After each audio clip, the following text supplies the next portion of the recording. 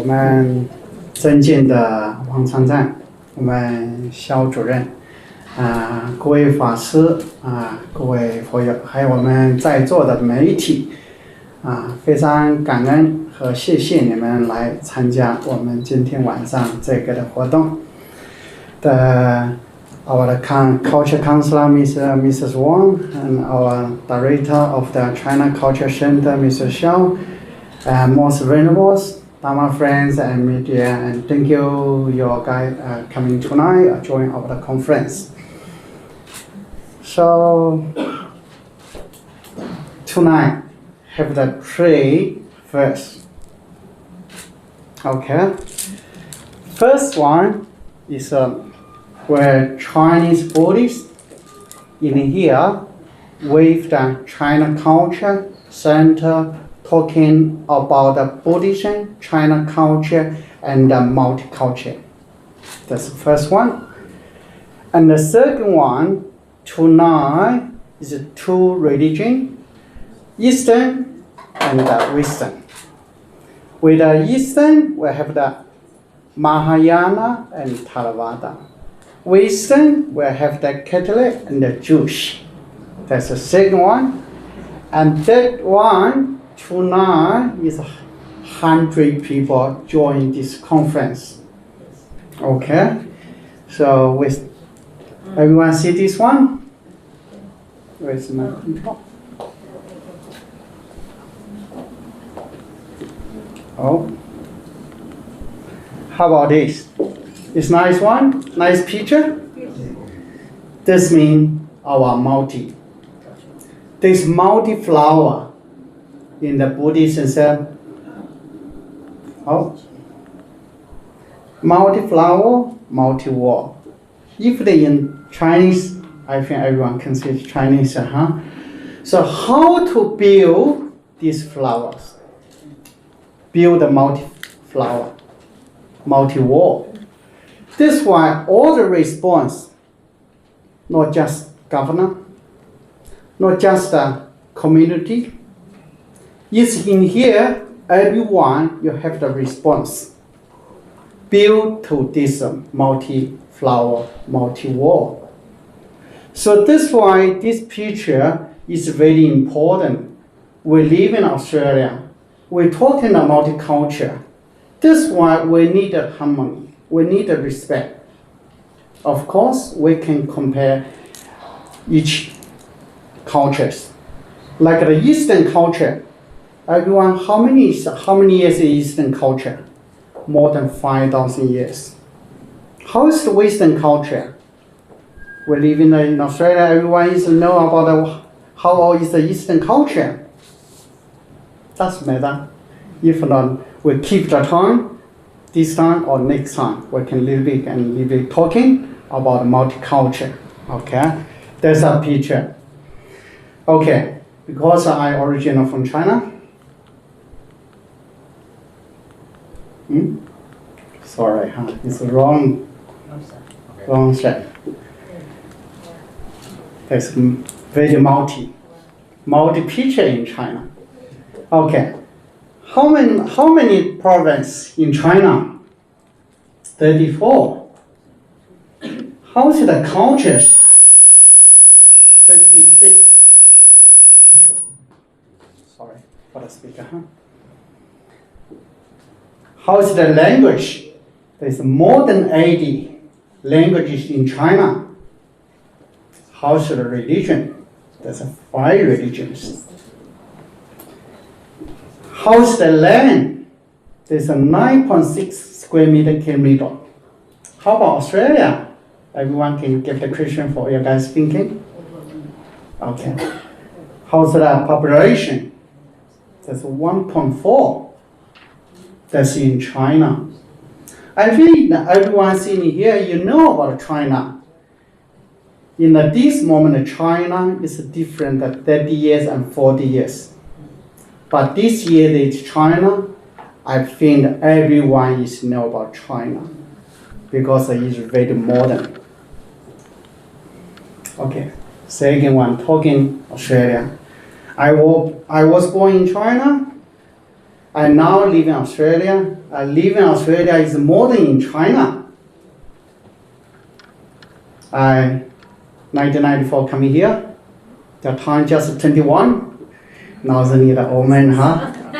27. I come here for 27 years. That's why everyone is know how old my age. So that's why I'm talking about Australia. Australia just 6 days and 2 Thursday. The immigration to Australia, just 120 countries. And the cultures is 140. There's a culture in Australia. And population, just 26 million. How many is religion? More than 10 religions. So in the main religion, Christian, Catholic, and that one is Buddhist, and Muslim, and Jewish, Hindus, and Sikh. Other religion I can't remember. Sorry. That's talking about Australia, okay? So next one, we're talking about worldwide. There's more than 10,000 religions in the world. There are more than 2,000 cultures and more than 5,000 different languages. And there's 230 countries on the earth. So, we see them just now in front of pictures. China is a lot of language, a lot of cultures. In Australia, it's the same. In the world, of course. How is we, like the first map, the pictures, how's everyone's thinking? If the flower in the springtime, but the flower is not springtime, in the winter time. If in the summertime, how's the flower? Flower is not going to top, everyone is coming down. Why? Because we not respect, no ignorance. Like today, we're watching the TV, open a newspaper, all that is talking about is a difference. So that's why, sorry, so wrong. In the Buddhist teaching, there's all the sentient beings become a Buddha. Like this picture. This picture, we're not talking about color. We're not talking about sentient beings. All the color, all the sentient beings is from our mind. It's our heart. How's your future? You like peace country? You like peace families? You like happiness? That in the Buddhist say, always you must practice yourself. Training your mind, you can become a Buddha and build a different world. Like a health. No, this is not only for the bad people. It's still some to do the bad things been there. So this one is talking about all the sentient beings can become a Buddha, like everyone sitting here. In the Buddhist belief, everyone is become Buddha. But the knowledge is different, the wisdom is different, the color is different.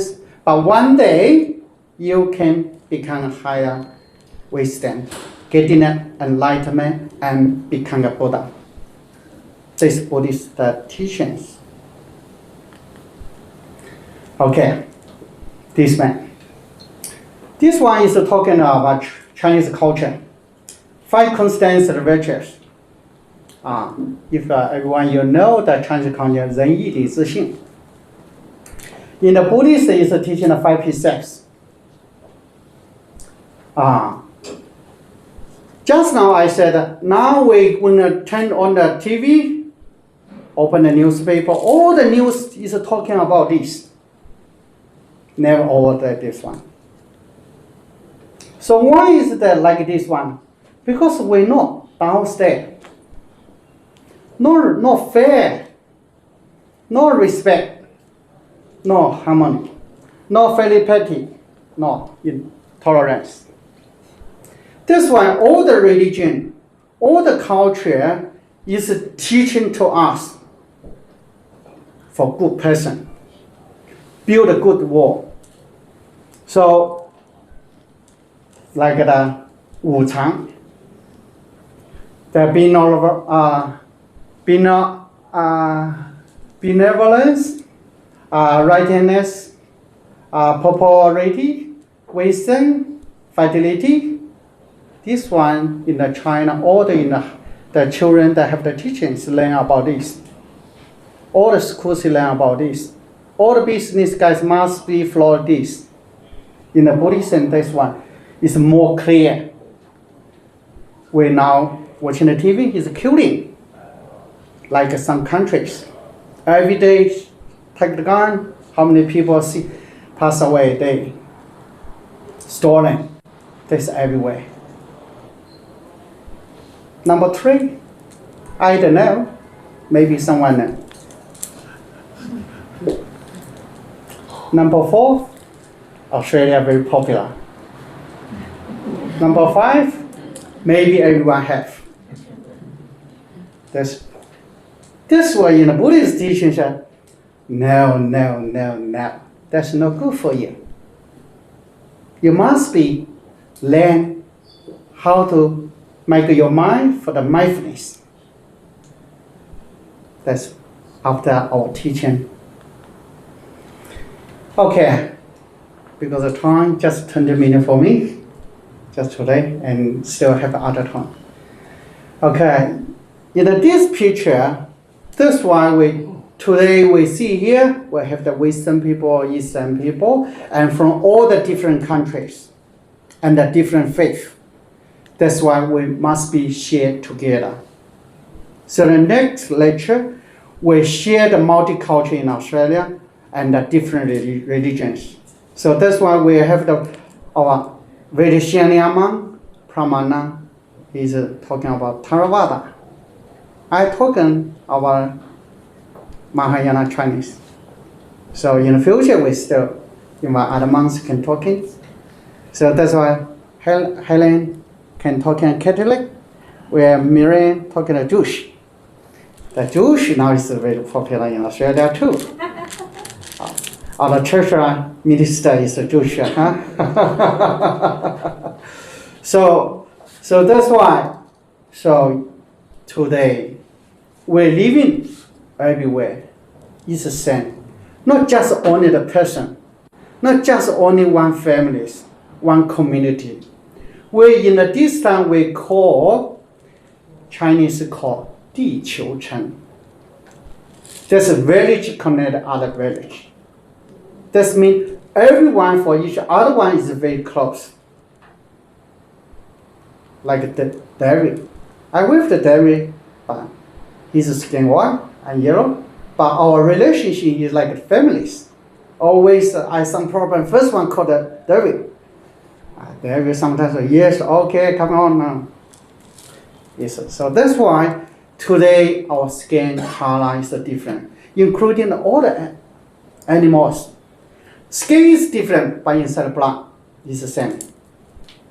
So that's why in our human beings, we must be learn about fair, respect, harmony, filiality, and tolerance. The next one is flowers, warata. Just only one warata, one branch, they call warata. Maybe state government not put this flower for the state flowers, because it's just one piece. If all they make together, that's so beautiful.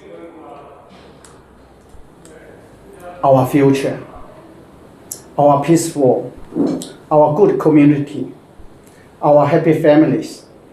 All we need must be flowing just now, talking about that one. So the time is already. So we take time for rest, 20 minutes. We're still some finger food in outside. Chinese said, 自己顾自己. Yourself look after yourself. Okay? So we still, and coming back, take a 20 minutes, we continue. We invite the Eastern and Western, the different culture, different religion, and talking about the multicultural. All right? Thank you, everyone.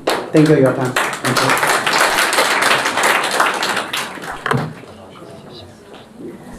感恩师父，感恩师父的发言，还有谢谢各位嘉宾的发言，非常让我们就是理解和学习、认识到在澳洲的各种宗教的多元文化的这个含义。在这边我也个人觉得学到非常多，谢谢大家。然后呢，那么就像师父说的，那现在呢，就是我们即将有20分钟的一个休息时间，那大家可以就是在这边享用一下小点心。Ladies and gentlemen, we're going to have a 20 minutes break. Please enjoy your refreshment, and we'll see you back in 20 minutes time. Thank you very much. 好，谢谢。为了让大家更好地了解多元文化，以及如何在日常生活中实践佛法的智慧，布瑞法师今晚将在这里开展一场论坛。他将与4位嘉宾和我们一起共同探讨佛教与多元文化。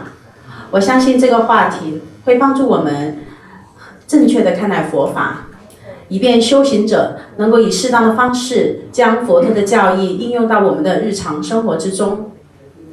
In order to provide a good understanding for multiculturalism and how to implement the wisdom of Buddhism in our daily life, Venerable Ban Ruo Shi will be hosting a forum here tonight with 4 guests to discuss the Buddhism and multiculturalism.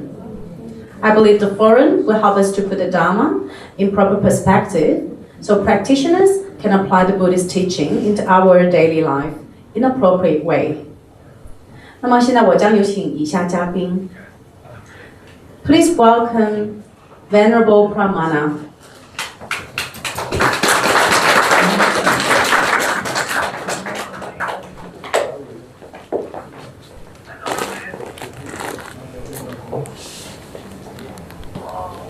Please welcome Mrs. Miriam Ziegler.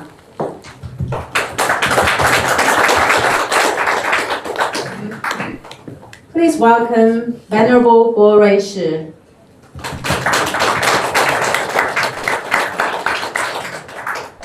Please welcome Honorable Helen Shen Ho.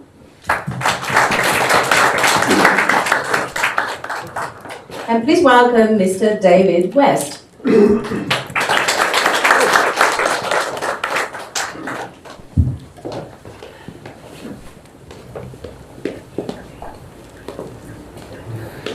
Okay.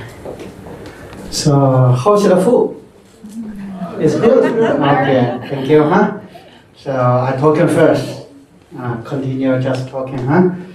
So 刚才啊，我说了，我们有3个第一个。这3个第一个啊，我们首先感谢谁？这个人，我们一定要给他一个很大的鼓掌。没有他，没有3个第一个，没有他，没有今天我们坐在共聚堂，没有他，更没有我现在坐在这边跟你们叭叭叭叭。这个是谁呢？我们搞谁？讲大声一点。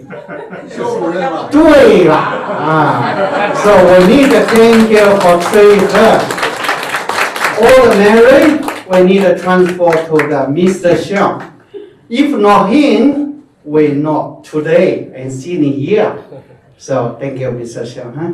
So just now, Dr. Benten said, the Buddhist teaching is like a medicine. Of course, our culture is the same medicine. We're Eastern culture, Western culture. All is a medicine. It's a fix our mind not our body.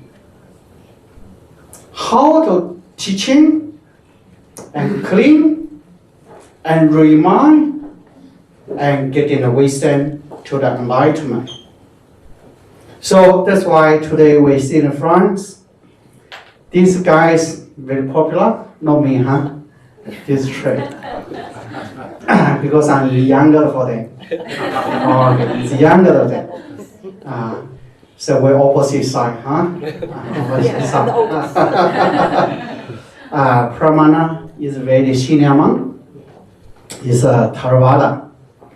We both in 2000 Olympic.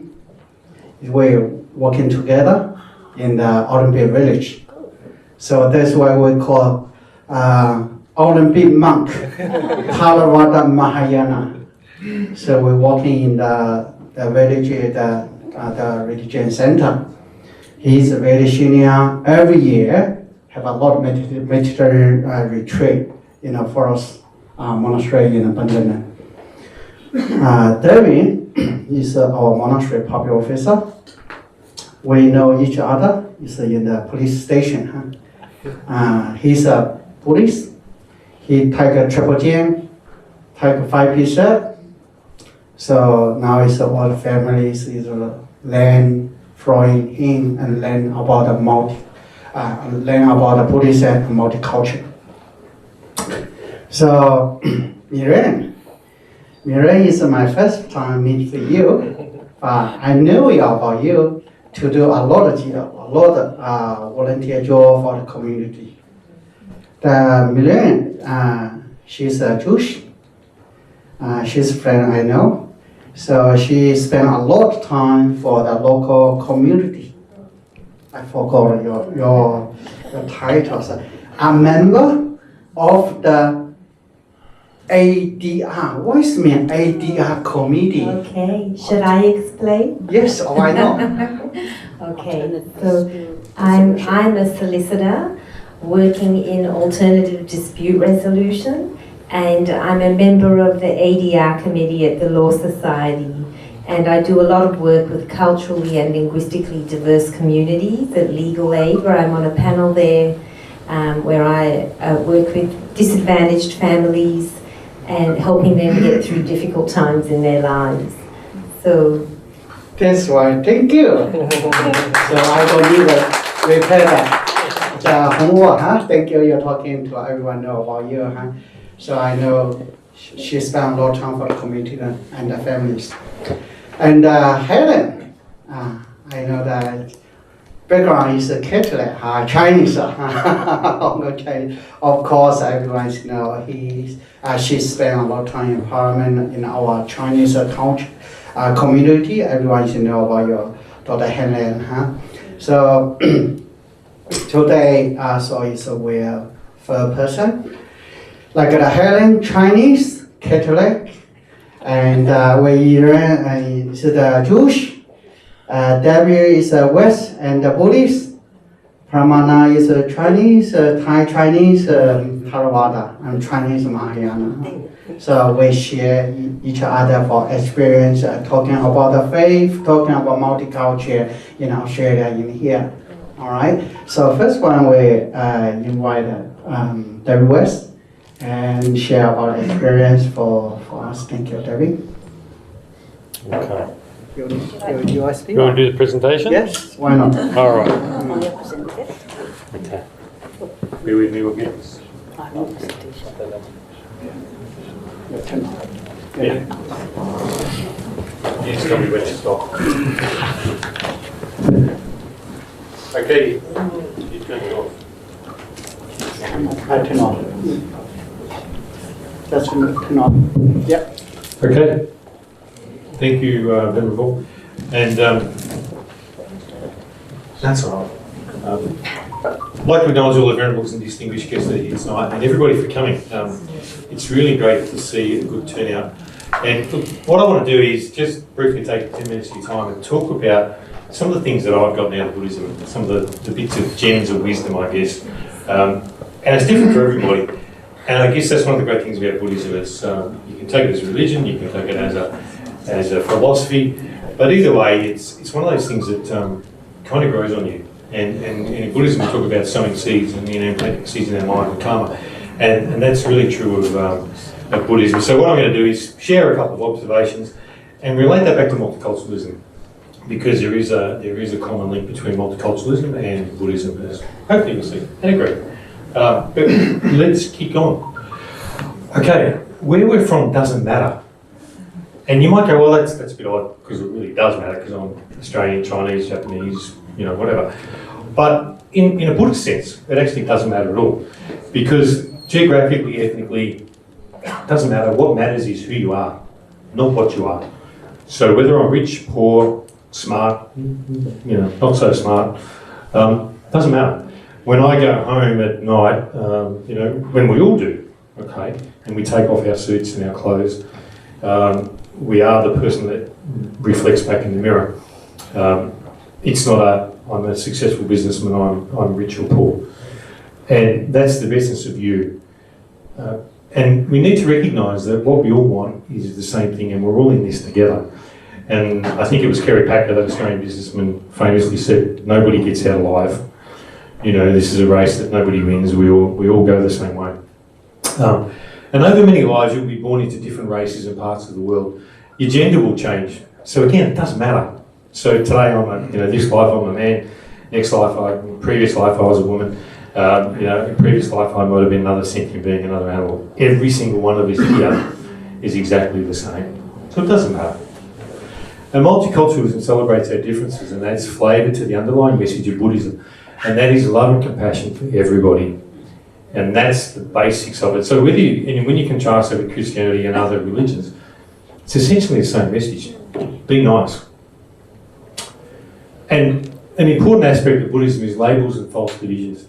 We always put labels on things, and think about it yourself when you do this, when you say, oh, this person's rich, this person's poor, they're successful and lazy. We always put a label on something, and by putting a label on something, it allows us to compare and contrast it and say, well, I'm better or I'm worse or whatever.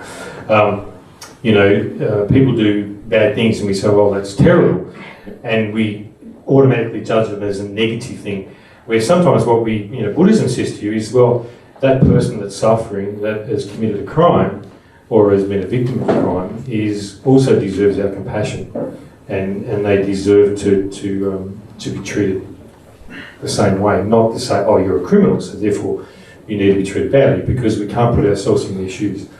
And again, we're all the same. And what we all want at a basic level, and I'd happy if you disagree with me, is we all want love, and we all want friendship, food, and shelter. And I think if we have all those things, we're all pretty happy. When you think about it, you can do without the fancy car and the fancy house and the job and the suit and the jewellery and whatever all those things are, holidays and travel. But if you kind of have all those things, that's pretty much what we need to function. And it really doesn't matter whether you're a nomad living in, living out in the highlands or, anywhere in the world you go to, everybody wants those things. And then the question I ask you is this not what every sentient being wants? And a sentient being, and you'll hear this in Buddhism a lot, is really something that possesses a mind. And Buddhism says there's 6 trillion plus beings, and that's dogs and cats and monkeys and everything else. And that's about, you think about it, your dog or your cat, they like a scratch, they like love, they like to be food, they like to be fed, what dog doesn't. And they all want shelter and they want compassion and love. And so when you think about it like that, it's okay. So we are all connected and we all basically want the same thing. But the labels and the things that we do in our life kind of muddies that up and makes it really confusing for us. And this is a really interesting one, and I chose that picture quite deliberately, and I'll tell you why. It's all connected. Everything is connected through time and space. And the Buddha says, and it's really interesting, so you can compare Buddhism to other religions. And we really fixated on, well, actually we're not, that's the problem. We don't talk about dying. And we all kind of have this, we sail through life at 100 miles an hour, and I'm going to do this, and I'm going to buy a car, and I'm going to go on holiday, and I'm going to be this successful, and that person's upset me, I'm angry, my mind's crazy. And one of the speakers earlier on talked about the monkey mind. And Buddha says that all our minds are like monkeys, jumping around from tree to tree to tree, having a great old time. And that's really bad, because you never get to think. And what we need as people is to actually stop and just go, hang on a minute, So, and I guess all of us are probably, I do it myself, wake up in the middle of the night and I'm thinking about not just one thing, I'm looking at 20 things at once. And it's just crazy. And what Buddhism says is, well, your mind is a monkey. You think of your mind as a monkey, and our job, and the medicine, and take the theme from Dr. Van Tan. If I have a sore back or a sore leg, I see Dr. Van Tan, I say, doctor, give me the medicine. He says, oh, David, you take this, no problem, you're fine. But to fix my mind, I need to go to the Buddha, because the Buddha says this is the medicine, this is the way, this is how you, based on his own observation and of others that have, thousands of years of history, they've said, if you do these things, this will be medicine for your mind, this will help control the monkey, this will calm you down. And it's true. And continuity is always there, so getting back to dying, it's related to birth. What we never talk about is where do we come from? And the Buddha refused to answer the question about where do we all come from? What was the beginning? Because he said there is no beginning. We have always existed, we always shall exist. So that's interesting, and we're all connected. Our journey through life is difficult, and this is a key point of Buddhism. And importantly, it's impermanent. Everything in life is impermanent. And there's a saying that, I think in Tibetan Buddhism about that, you were born naked and you die naked. And you are, it doesn't matter how rich, successful, good, bad you are, that's how it is. Nothing stays the same, nor can it. And that talks about the impermanence. And Buddhism says nothing is permanent. And you look back through history, the Roman Empire, there's been great civilizations that have come and gone. Our civilization will pass into something else.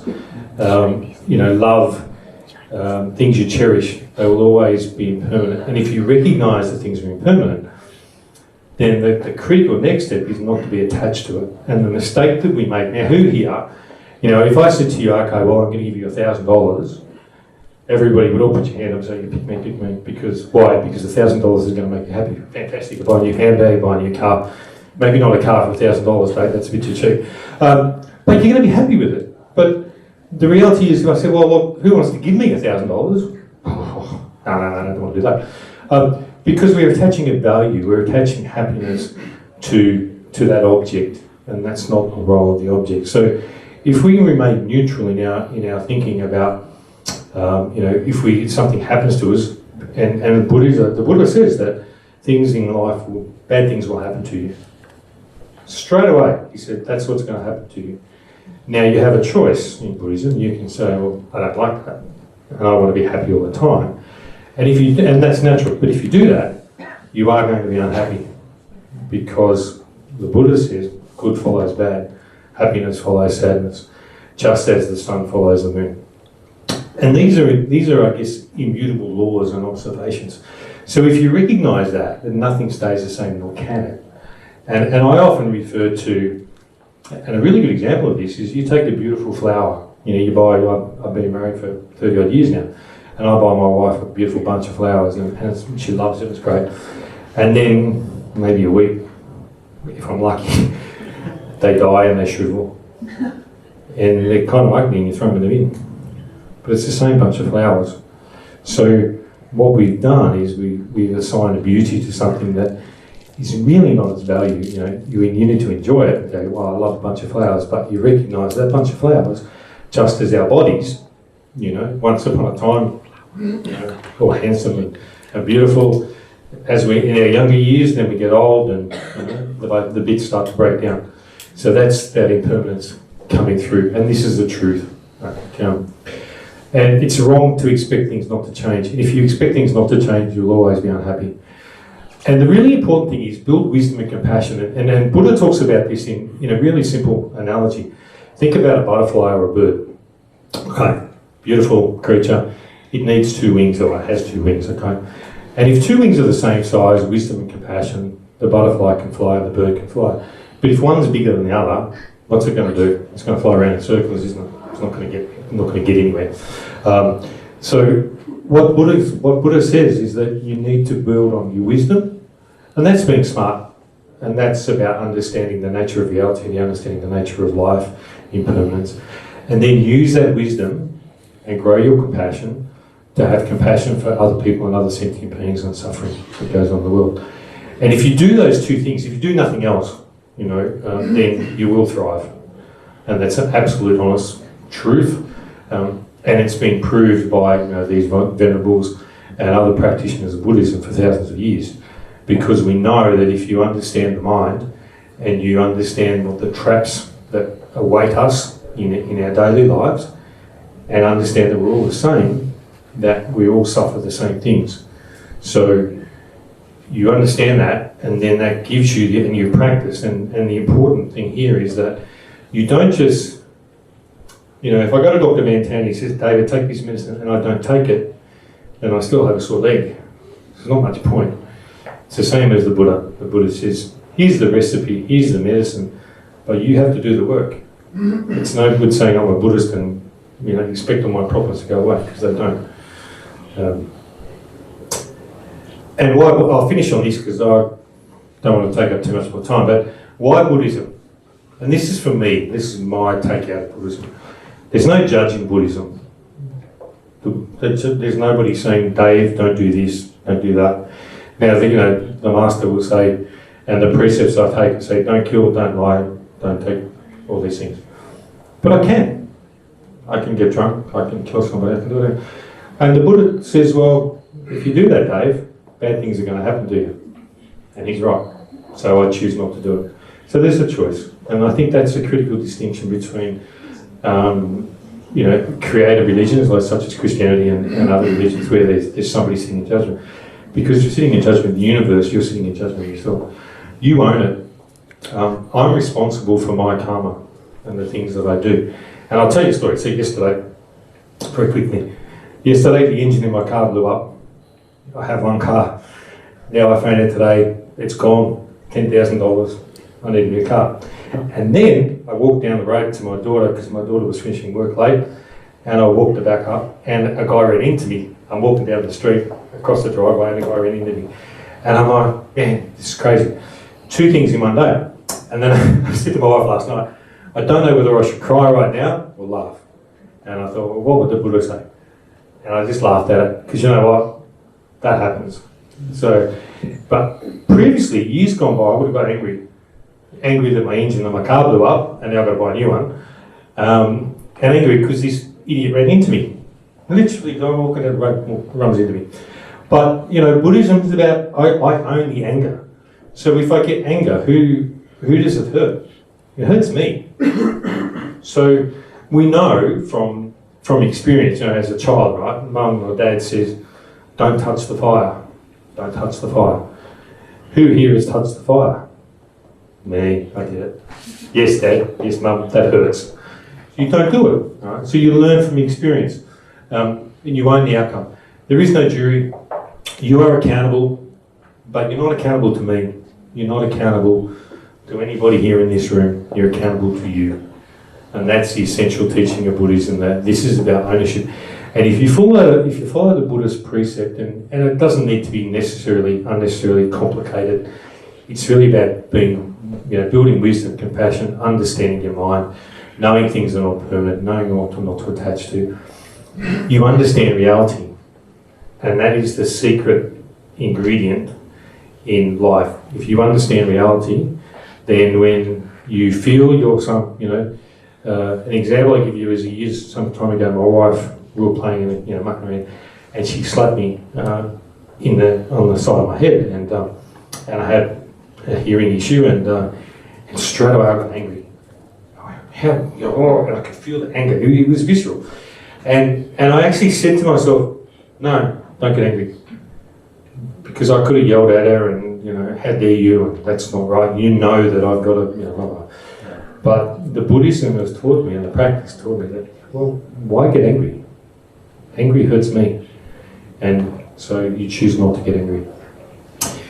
And it takes me to my final point, right? Understanding reality in your mind gives you comfort and refuge. There is nothing more comforting, in my experience, than understanding the nature of reality, and being able to assign a reason why. So if I've done the wrong thing, I've done bad things, then bad things happen to me, and I go, well, Dave, you did it. You know, maybe I don't know what I did, but you've done it. That's very different to, oh, well, why did Kim do that to me? How dare she say what she said? You know, what she said doesn't matter. You know, it is what it is.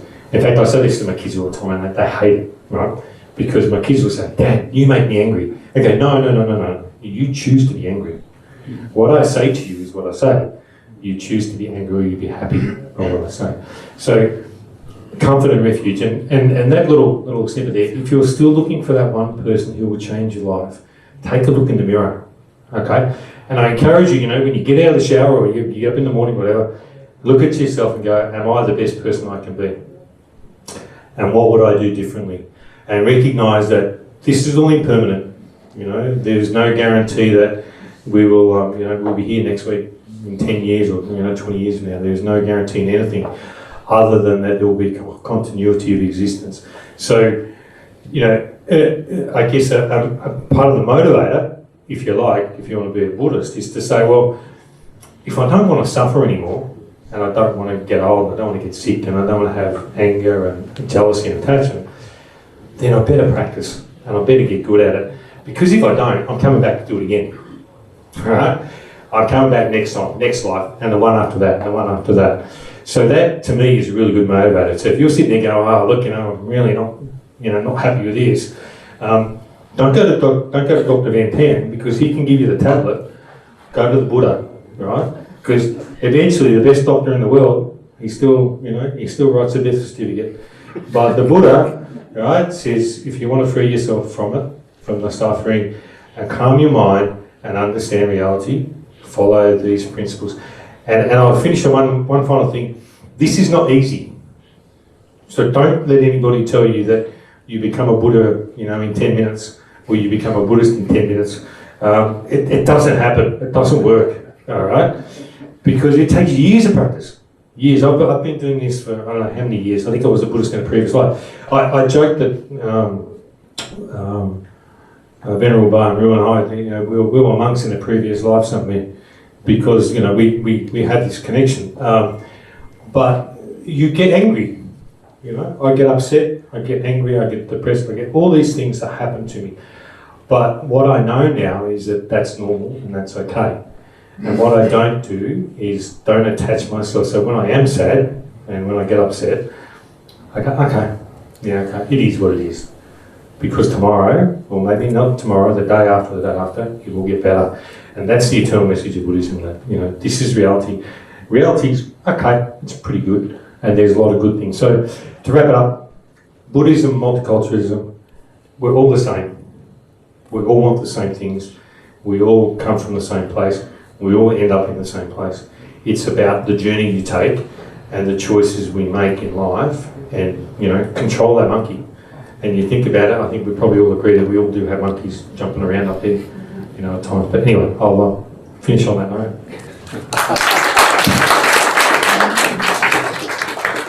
That's very good talking. Share a lot of daily life experience for everyone. So, okay, so next one, because time is very quick, so we need rain talking. Okay, thank you. Come up here? Yeah, why not? Okay. Good evening, everyone. Ni hao. Good. Shalom. I'll try my best. Thank you very much for inviting me here to be part of the launching ceremony of the Chinese Culture and Wisdom of Buddhism lecture series. It is an absolute honor to be here, and I just feel I'm part of a family here. And there's many values. Thank you. And there are many common values that have been espoused tonight that are also shared in Judaism, and I'll get to that in a minute.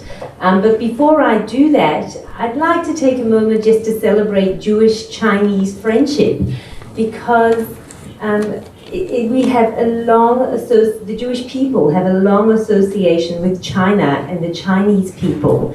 And I think it's probably not a well-known fact that in fact there have been Jewish people in China for over a millennium. And apart from our shared love of food, there's many things we have in common. And as far back as the 8th century, the Jewish traders came to China via the overland Silk Road. And in the aftermath of World War II, Jews found a haven in Shanghai, Harbin, I'm probably mispronouncing it, forgive me, and Kaifeng, where they had a safe haven in China, and there was a beautiful relationship between our two peoples. In fact, in Kaifeng today, there is actually still a group of Chinese Jews who learn Hebrew, study the Torah, which is the Jewish Bible, and practice the Jewish Sabbath, and yearn to return to the land of Israel. It is really, truly something very special. And both Chinese and Jewish identity have been influenced very much so by collective memory and loyalty to one's ancestors. So, although Chinese tradition doesn't have a concept of a supreme God or deity, as Judaism does, our value systems are strikingly similar. And I know this from my time working very closely with the Honourable Helen Sham Ho. We share the common values of filial piety, respect for elders, respect for scholarship, and respect for traditional authority. And at various times in both of our histories, we have had to search for a brighter future in countries and cultures other than our own. And I think we all know in this room how incredibly fortunate we are to be living in this great country.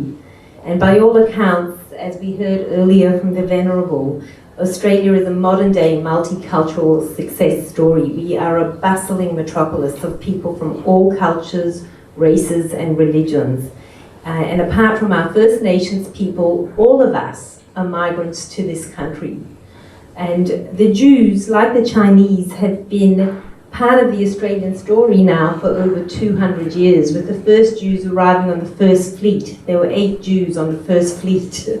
And then subsequent to that, a lot of Jewish immigration from Europe, post-World War II, and most recently from South Africa in the post-apartheid era.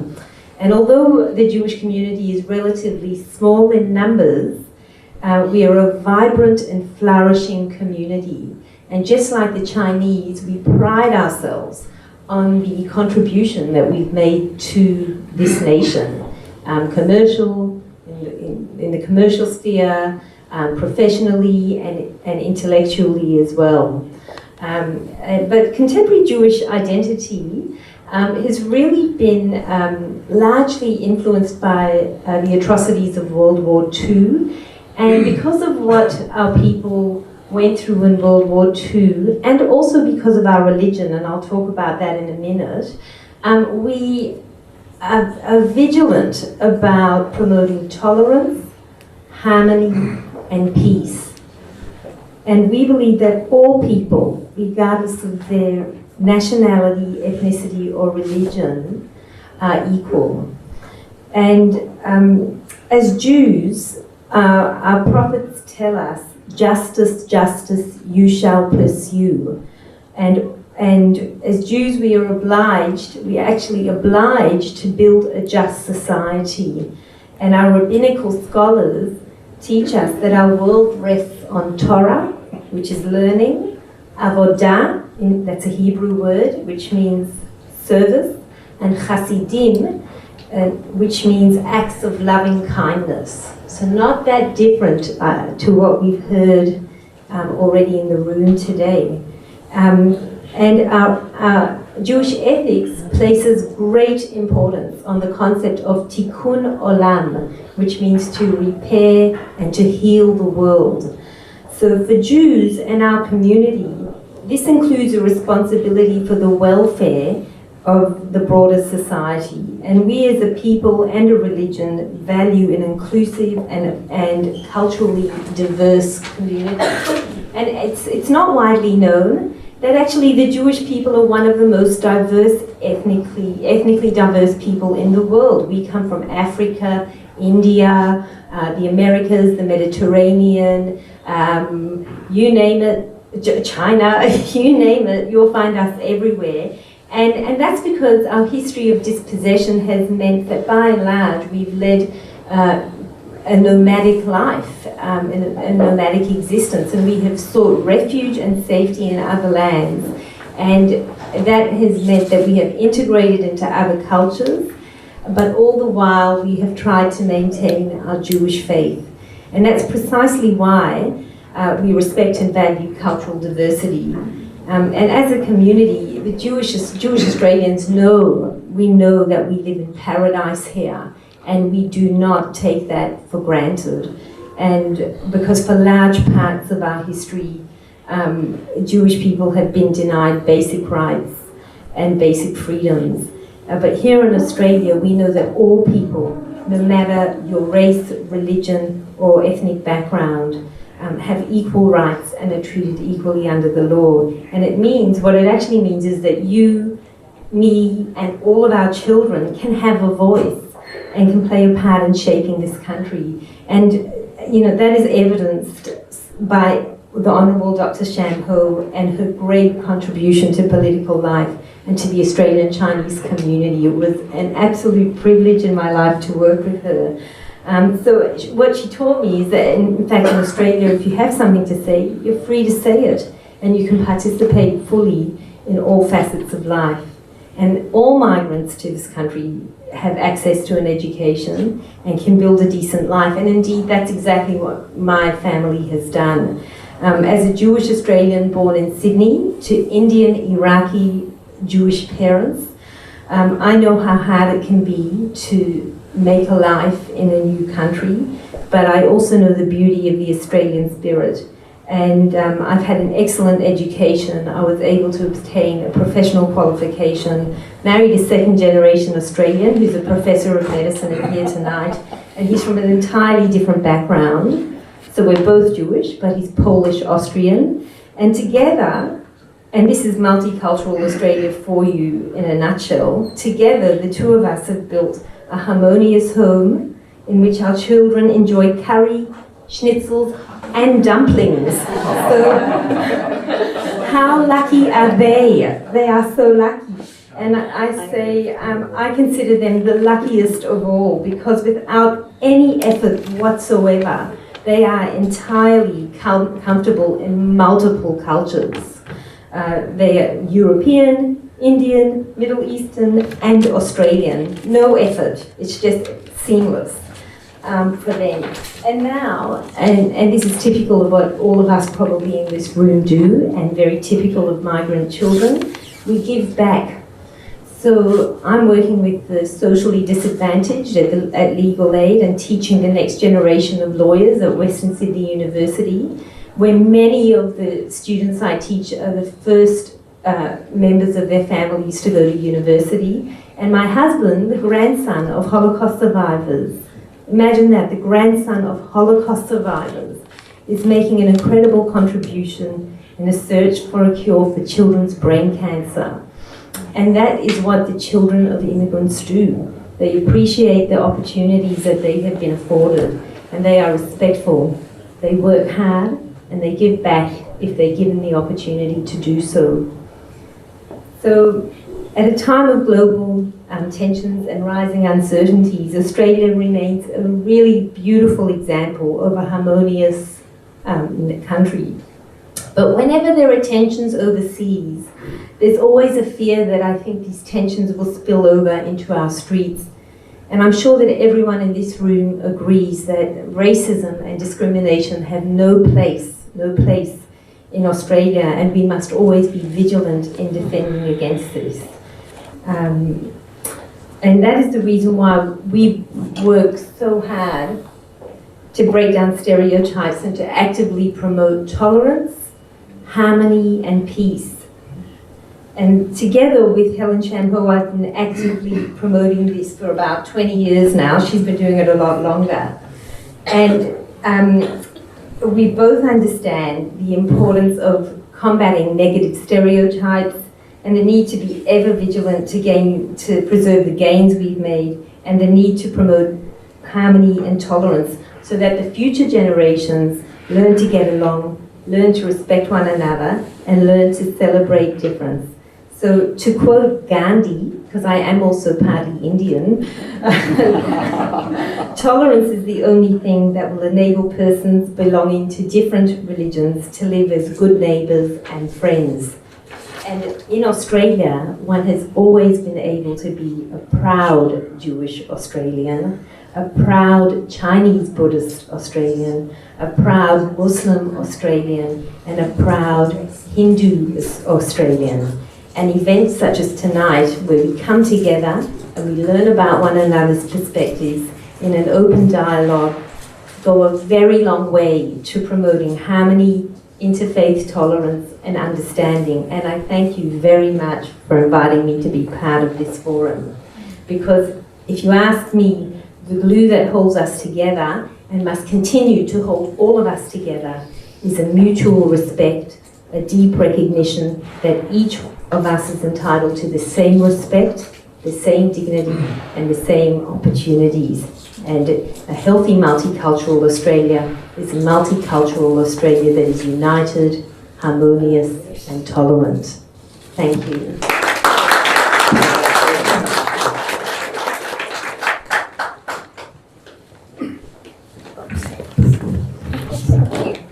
Yeah, so thank you, Miriam. Thank you very much. And now is you will invite Helen. Again, good evening. And again, I want to thank the Venerable for organizing tonight so that we have a chance to have some dialogue later. I wasn't sure what I was supposed to say tonight. I have to say, I misunderstood a little what the Venerable told me because I forgot.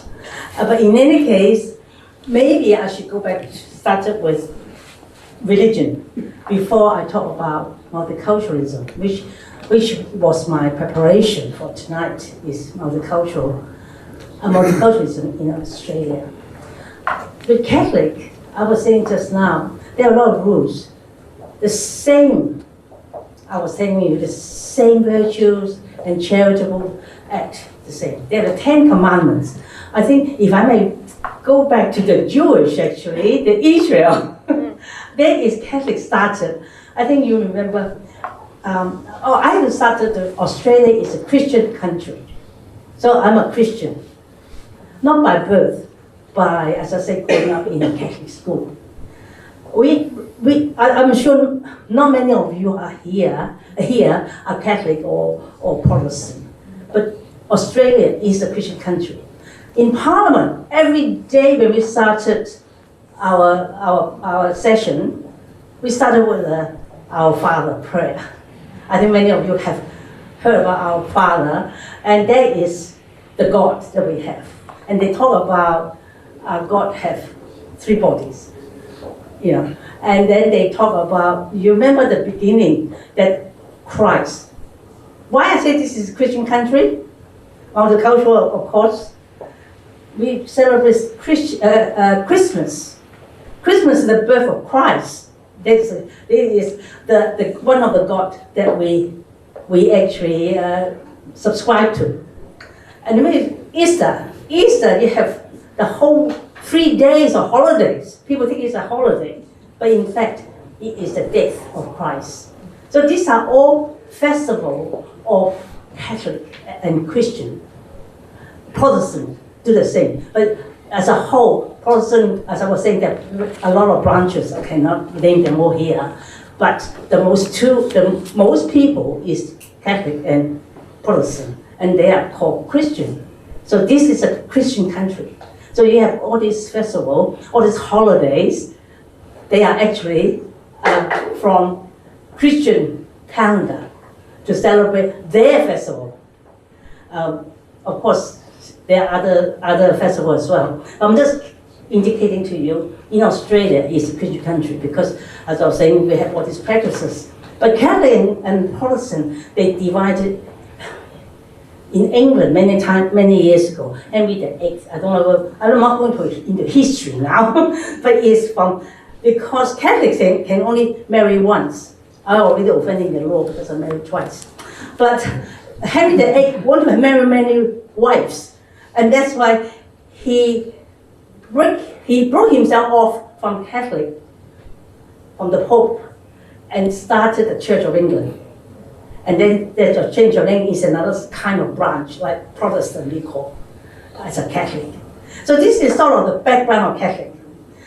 Philosophically, the same as Judaism, the same as Buddhism. They subscribe the 10 Commandments. I can recite them all here, it doesn't matter. It is almost identical to Buddhism and the Judaism. But we have 10. 10, of course, is Moses, who actually got the 10 Commandments from Mount Sinai. I remember my doctrines in Catholic. But I'm not going to talk any more about this Catholic because I really want to talk about Australia, not only being a Christian country, but also is the multiculturalism. Because I want to talk about multiculturalism, because multiculturalism is a concept that crosses all faith, regardless whether Muslim, Catholic, Buddhist, whatever. We are all, as I was saying, all the same. So in fact, multicultural actually denote egalitarian. Everybody had the same rights, equal under the law. Because I'm a member of parliament, people say, oh, you don't have to be booked by the police. I do. In fact, my minister was booked twice in one row. I remember he was telling me, he was a police minister. He was telling me he was booked on top of the mountain. When he was coming down, because too fast, he booked twice. So whether you're minister of police or not, that was Ted Pickering. We are saying you got booked. So this is called egalitarian. We are all equal, have the same right in terms of law, in terms of right, in terms of freedom. So I promulgated all my life here. What people didn't know, I have been here since 1961. Many of you have not even been born yet. Venerable was telling me he wasn't born yet, but I was here already during my high school. So I do know Australia very well because I see it evolve. Now talking about multiculturalism in terms of we all here, only in the last maybe, to me, being 60 years, I can tell you the history of multiculturalism. When I first came here, everybody will remember the white Australian policy. So the white is white, of course, it denotes white skin. But the main thing is not just the white skin. When people came here, and I was an overseas student in Hong Kong at that time, the fact is I have to pass a dictation test. Dictation test is, of course, Hong Kong at that time was English colony, so I can use English. But people come here as migrants or I don't know about, not so much tourists, I suppose. Not sure about tourists, but certainly you're migrants. You have to take a test. The tests actually are all European language. If you are German, you can have a German, you are from Germany, you can take a German dictation test. You're from France, the French can take the dictation test. That is why it's called white Australian policy. So I don't think many of you know about how come white Australian policy. This is it. It started with, in fact, a long time ago. In fact, initially is to deter Chinese to come. The first one was started in 1901. They call Immigration Restrictive Act. That is the first law. First law in Australia is that law. This is to prevent the Chinese. You know why? Because in old days, but a long time ago, now 200 years ago, the Chinese come here as a coolie, as open up the farm, open up all these other, just like America, I suppose, but America is much longer than us. So it's exactly, you do all the lowly jobs. There's no professional, no business. Even when I first came here, Australia is different. Of course, Buddhism wasn't here. I don't think so. I think the first Buddhist temple I went to was at Homebush. I don't know whether people know. And then the second one is at Paramatta. Subsequent to that, it just flourished. And obviously, Buddhism is accepted by the Australian society.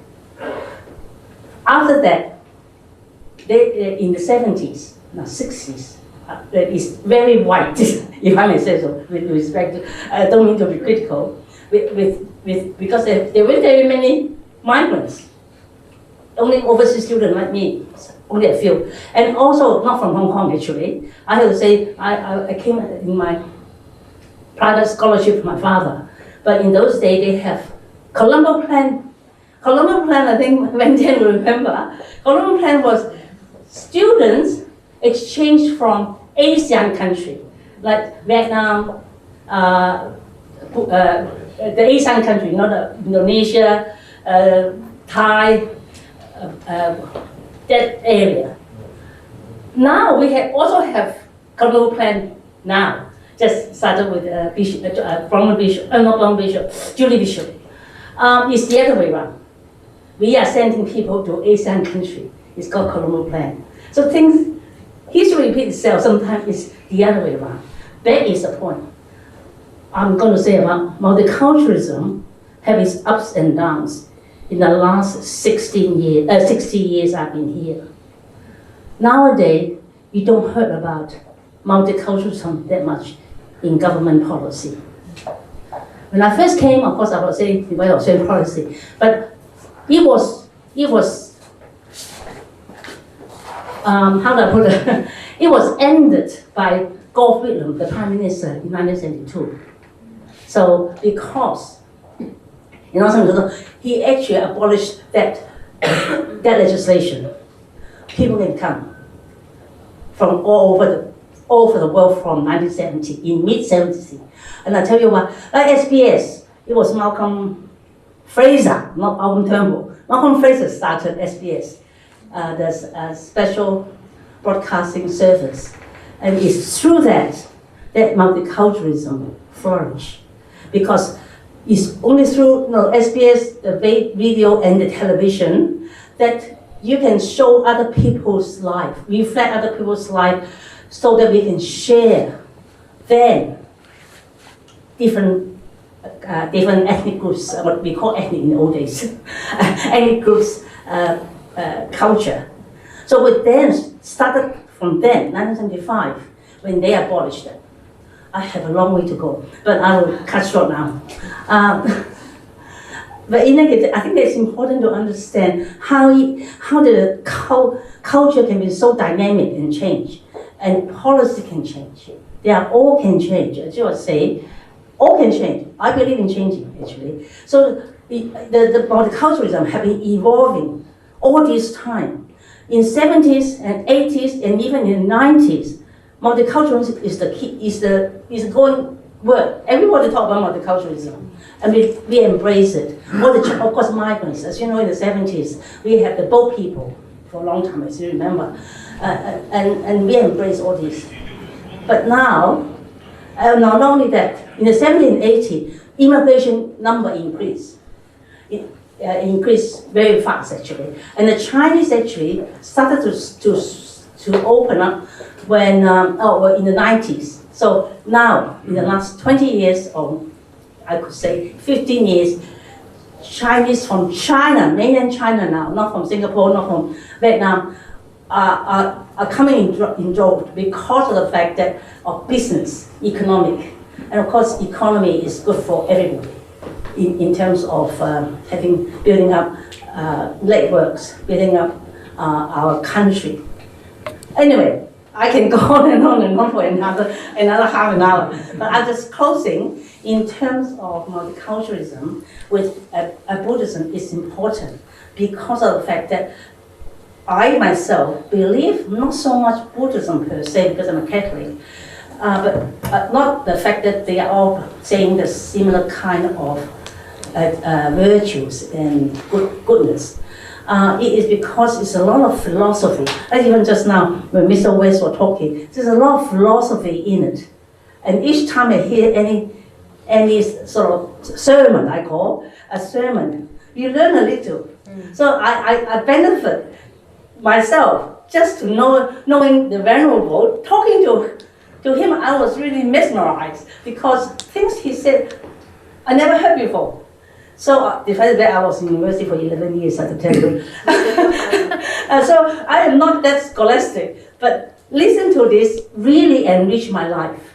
So I want to thank the Venerable again. Thanks to all the speakers, because I do learn one another, because knowing other people's viewpoints will enrich your own being.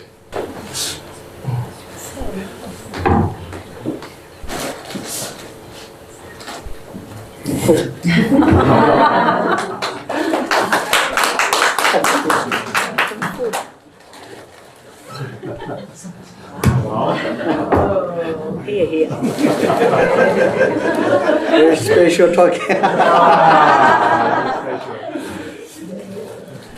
It's very multi.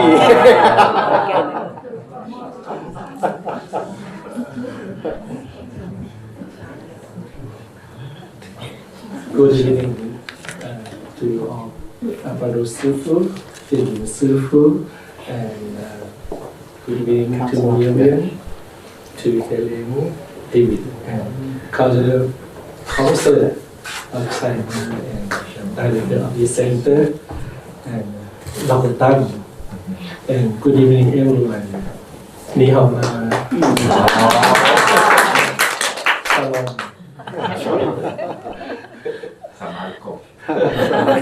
Thank you very much to invite me to participate to this very special function.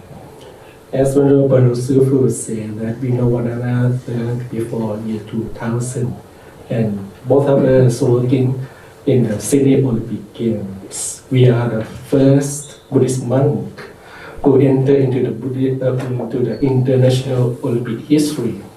Sydney is the first time in the world to create the religious center right in the Olympic Village. So two of us, together with the other 3 more monks from different traditions, work together with my Hindu priest friends, Christian priest friends, Muslim priest friends, and Judaism friends. So we all stay in the same building, under the same roof, in the Olympic Village in Sydney. And many international athletes came to ask me, is it possible there's no war in this room? Because never before that 6 major religions stayed together in the same building. I said, no problem at all. We have no conflict. Because that 2 weeks Olympic Games and Paralympic Games, sometimes we went there very early morning. And some of people very stressful. Even my Christian friends, Father Jim Wallen, the director of the Sydney Olympic Games those days, very stressed, came into my room, said, Prajna, very stressed. I tell him, sit down, massage your shoulder, and just breathe in and out, relax. And he's happy and walk out with his smile. So we have Hindu priests, stressful, because have to cope with many demands in the Olympic Village. Say, let's come to the Buddhist room and we do a little bit of yoga exercise together. Just breathe in and out, calm down the mind, relax. So everyone worked together very well during that very special time. Even myself very surprised. That is one of the most happy times in Australia, because in that Olympic Village, it represents the communities, as we use the old word, multicultural communities in Australia. Like we stay together as friends, we were smiling all the time. So I have known Dr. Tan more than 20 years, as you introduced me. I feel really warm, at least that we have seen someone that we know a long time ago. And my own family, I have my younger sister just went to USA a few years ago, and she married another Chinese Vietnamese man and turned to be Christian. My eldest brother, very polite, very nice brother, he married another half Chinese, half Thai, but Muslim. So my family is multi-faith. And my brother said, let us set up, join a member in the line group, the social media. We call it family group. And we just talk about the old day, what happened now, how you cope with the COVID. And we all love one another and no problem at all. I talk to my Christian sister, I talk to my Muslim niece. There's no problem. We love one another because we talk about this kindness, love, support, humbleness, politeness. And that is a common value in all religions in the world. Maybe I just talk first with Buddhist teachings, because the slide says Buddhism and Multiculturalism. In Theravada school in Thailand itself, there are many groups. Now, in Buddhist school in 21st century, there are minimum 3 major schools of Buddhism: Theravada Buddhism, Chinese Buddhism, Australia-China Buddhism. So, what makes us as a Buddhist monk? This is very important for us. I present you with this spinach. Anyone eats spinach every day? Yeah. Anyone eat this spinach with the vegetable without salad dressing? Without it. Sometimes some people. Okay. If I ask you that which one is healthy to your body between salad dressing and this bitter spinach? Spinach. I love Dr. Tan talking about Buddhism as a medicine, but I studied doctor myself before I became a monk. But I quit and become a monk because I hate medicine. I'm so scared of the needle injection. I studied doctor, but I hate medicine. So we don't think that Buddhism is a medicine. Let's say that Buddhist teaching is about this spinach.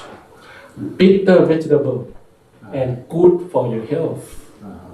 So let's say that in everyday life, David presented that there's some connectedness. And already Miriam talking about the virtues: Judaism, learning, social service, compassion. They then talk about multiculturalism, and we point into the same direction. So how's about that same point that we're talking, that we share together in this world, is that we don't want to suffer. We all want to be happy. We all want to be peaceful. So if we have that connectedness of common aim, we all would like to be peaceful, then all religions in this world point into the same direction: how to be a peaceful person. Because a peaceful person, we make our partner peaceful. We make our family peaceful, community peaceful. There's no way to have violence. But in Buddhist teaching, it's very specific and share the same thing as other religions. To be peaceful is to overcome our selfishness, or let's say, no ego, no self-centered. Then we can be peaceful. But to do like that, to be humble is another name of selflessness. To be polite, another name of this not self-centered. Gentle, compassion, loving kindness. All these words came from this selflessness, egolessness, no ego. And look into this modern day, why we fight against one another from World War I, II, future threefold, and never end. Because every leader thinks only for me to be happy. I will be happy. For my group to be happy. So we can say that element of selfishness, attachment to I, me, mine, create problems. And we can hear all religions talking about that compassion, love, which is opposite to egolessness. In Christianity, said if one person slaps this side of the cheek, what happens here is you offer another one. How many people can do that? You ask a Buddhist monk, how many monks can do that? Don't ask a Chinese monk. You can see this is purely the practice of no attachment to self, no selfishness, egolessness. So we point directly all religions in the world that manage your ego, not to be selfish, then peacefulness will happen. And that is very difficult, like this bitter spinach. Correct? When we were little, Mom need to scold us all the time when we were selfish. We play the toys, we never share with our brothers. Dad has to instruct us, talk directly to us, punish us sometimes because we're very selfish. We just think of me, mine alone. In Buddhist temple, how can we tell people that not to attach to yourself, not to be selfish? How to do? Monks, can you tell me? Practice mindfulness, learning in Judaism. Practice calmness of mind. Practice wisdom. See how things are. Learn to overcome that attachment of I, me, myself. He already said, as a secretary helping the monastery more than 25 years. There are thousands of people come each year to practice meditation, but you cannot compare with how many millions people in New South Wales alone.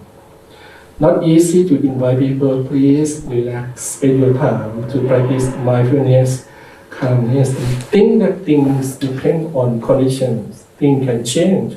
Don't expect that much. Not many people can do that because we require our own effort, our confidence, our energy, our dedication to do so. In Ban Ruo itself, where I stay there more than 31 years now, not many people come. You think that I am from Thailand, Thai people come a lot? No. Because I always ask them to practice mindfulness, calmness, wisdom. They ask for blessing, they say later, you practice meditation first. They ask for holy water, later, you practice mindfulness, calmness, wisdom first.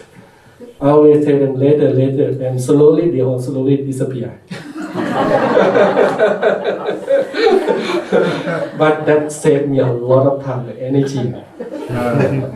So we can see that in school Buddhism itself, in order not to let people go back home disappointed, we need to produce salad dressings. When I was little, I hate vegetable. So Mom gives salad dressing so I can eat a lot of vegetable. In Theravada School Buddhism, Thailand have many kinds of salad dressings. If you practice mindfulness, calmness, you go up to the heaven straight away. You practice mindfulness, calmness, wisdom, good fortune will come to you. So people feel inspired to do like that for the heaven, for good luck, for business. So this is called salad dressings. Now, Thailand have one kind of salad dressings that fit with Thai culture.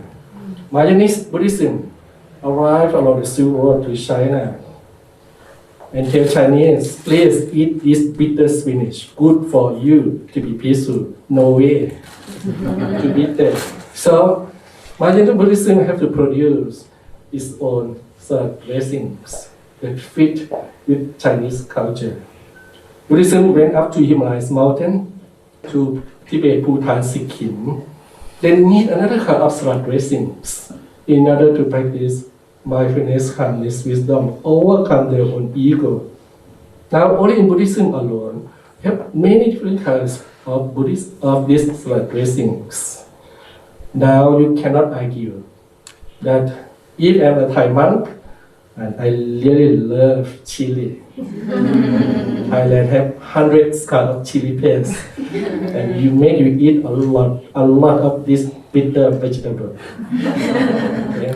And I offer to seafood when he come for lunch. Seafood more chili? No way, cannot eat. So I can't blame him that you go to hell if you don't eat this chili. Why someone else may love this, what they call Caesar salad dressing. He love it.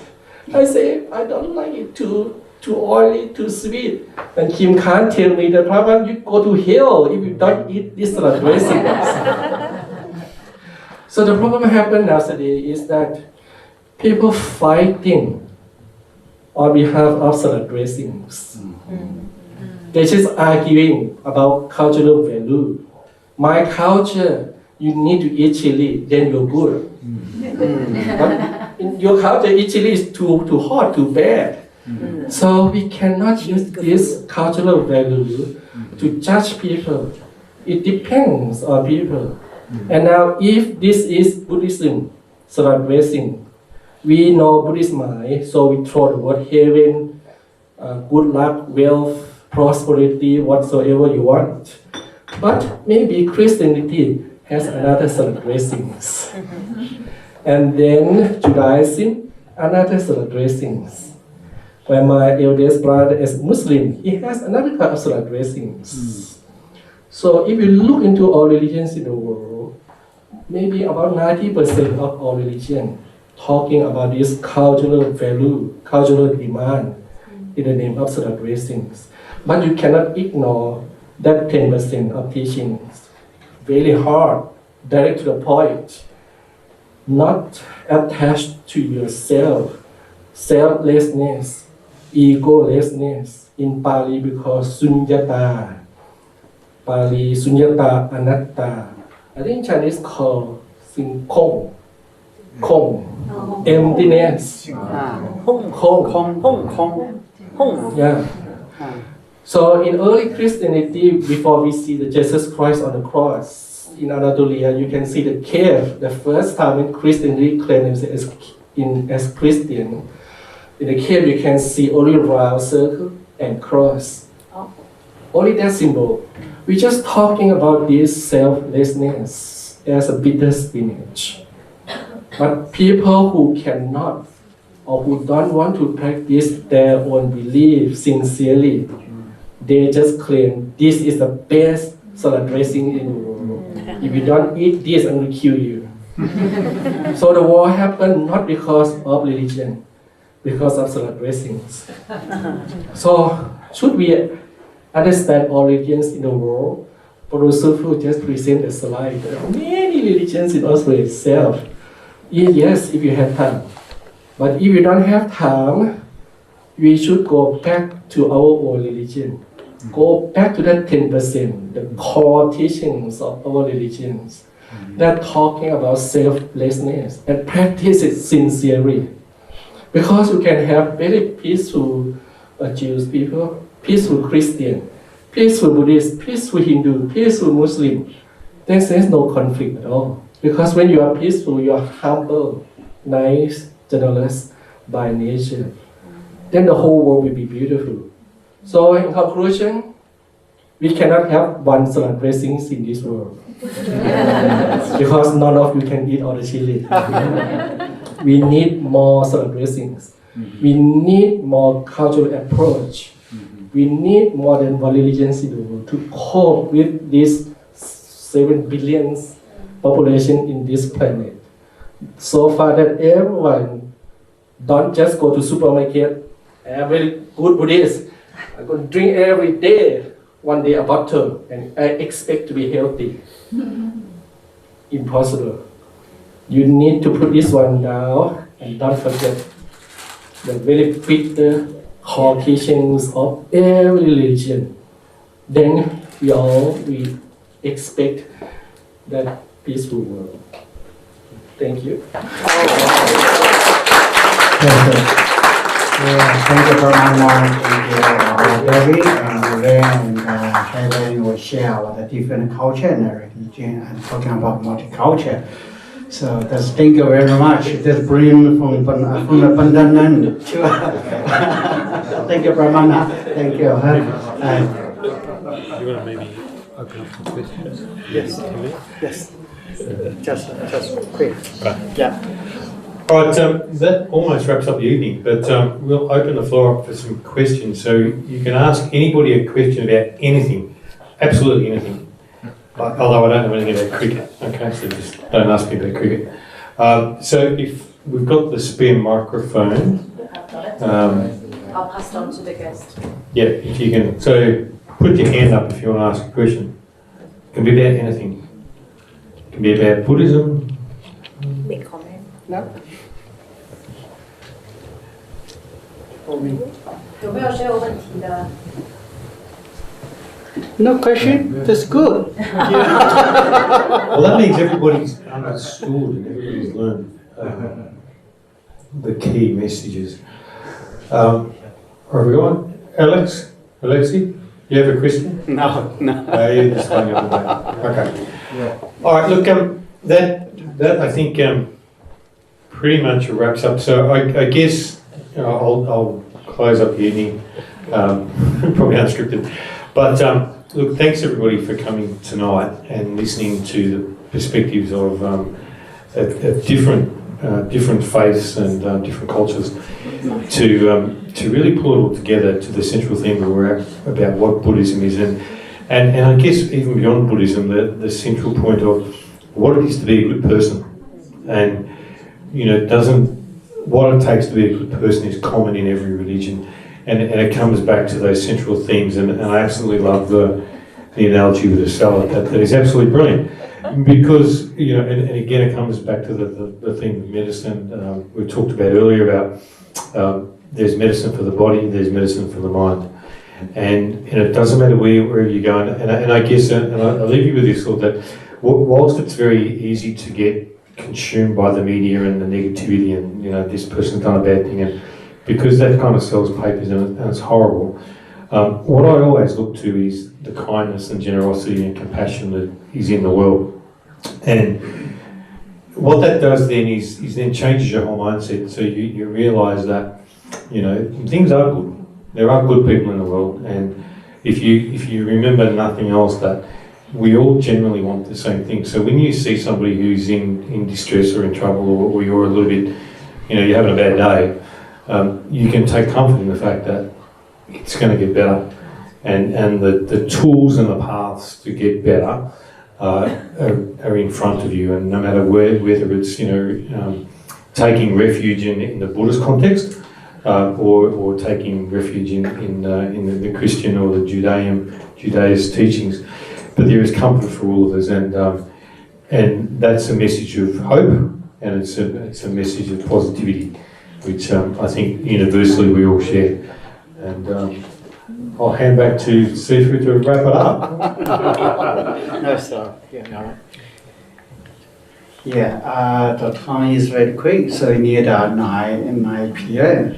So before we're setting the time is finished at 8 p.m. So so sorry for everyone. So today still is a special day. Our Chinese Mahayana is medicine Buddha, the birthday. So that's why just now Dr. Venten, everyone, David and Pramana talking about medicine. So that's why today is a very special day. So first day is good medicine for everyone. We can share the Catholic, Jewish, Buddhist, Theravada, Mahayana.